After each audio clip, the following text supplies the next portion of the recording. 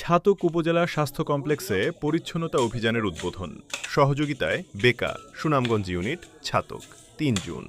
সুনামগঞ্জ ৫ ছাতক দোয়ারাবাজার আসনের মাননীয় সংসদ সদস্য কলিমুদ্দিন আহমেদ মিলন বুধবার সকালে ছাতক উপজেলা স্বাস্থ্য কমপ্লেক্সে পরিচ্ছন্নতা ও পরিবেশ উন্নয়ন কার্যক্রমের উদ্বোধন করেন।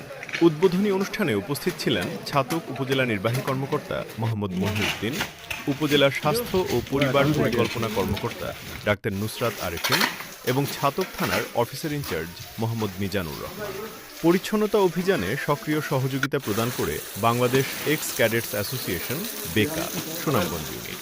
জনসচেতনতা বৃদ্ধি ও স্বাস্থ্যসেবার পরিবেশ উন্নয়নের লক্ষ্যে আয়োজিত এ কর্মসূচিতে বেকা সুনামগঞ্জ ইউনিটের সদস্যরা স্বতঃস্ফূর্তভাবে অংশগ্রহণ করেন।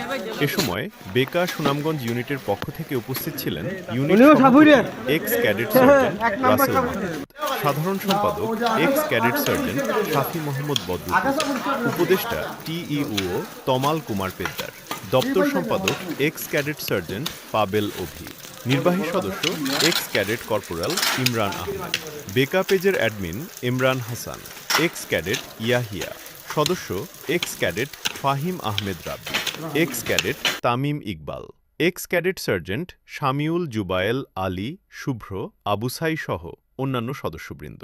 বক্তারা বলেন, এটি স্বাস্থ্যসেবা প্রতিষ্ঠানের পরিচ্ছন্ন পরিবেশ রোগীদের মানসম্মত সেবা নিশ্চিত করতে গুরুত্বপূর্ণ ভূমিকা পালন করে।